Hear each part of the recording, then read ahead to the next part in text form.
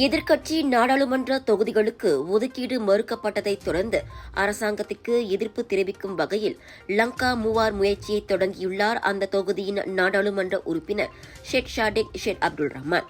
அதன் வாயிலாக மூவாரிலிருந்து நாடாளுமன்றம் வரையில் 200 கிலோமீட்டர் தூரம் வரை ஓடி தமது தொகுதியில் உள்ள பொது சேவை மையத்திற்கு நிதி திரட்டப் போவதாக ஷேட் ஷாடிக் கூறியிருக்கின்றார்.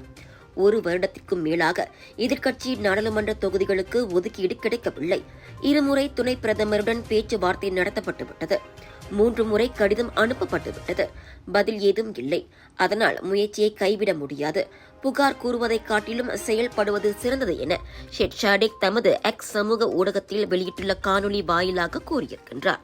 இதற்கு முன் முடியை தியாகம் செய்தும் சமையல் வகுப்புகளை நடத்தியும் விளம்பர நடவடிக்கையில் பங்கேற்றும் நிதி திரட்டு முயற்சியில் ஈடுபட்ட ஷேட் ஷாடிக் இம்முறை தமது காலை பயன்படுத்தி எதிர்ப்பு தெரிவிக்கும் அதே சமயம் நிதி திரட்டப் போவதாகவும் பதிவிட்டிருக்கிறார். முன்னதாக எதிர்க்கட்சியின் நாடாளுமன்ற உறுப்பினர்களுக்கு ஒதுக்கீடுகளை பகிர்ந்தளிப்பது தொடர்பில் அரசாங்கம் புரிந்துணர்வு ஒப்பந்தம் ஒன்றை தயாரித்து வருவதாக துணை பிரதமர் டத்தோஸ்ரீ ஃபடிலா யூசுப் கூறியிருந்தது குறிப்பிடத்தக்கது.